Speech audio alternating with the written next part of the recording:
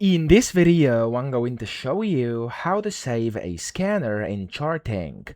Now to do this, first you want to go to your dashboard, hover over screens up top, and you want to click on create scan.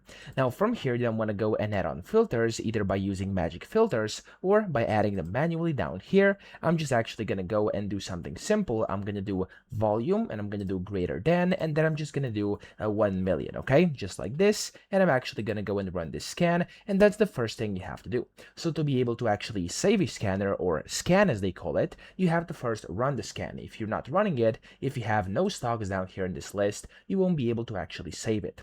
Now when you do have your filters created and your scan down here ready to go, you can simply go and click on save scan up here, and you can go and give it a name. So I'm actually going to type in, for example, volume over 1 mil like this, and I'm actually gonna leave description blank, but of course you can add whatever you want in here. You can make it private if you have premium features, and you can also go and share it if you want to as well, and stuff like that. I'm just gonna go and click on the submit button, and there we go. As you can see, your scan has been successfully saved, and that's how you can achieve it. Okay, so that's it. That's really what there is to it. I hope this video helped you out. If it did, please subscribe to the channel and help me out as well.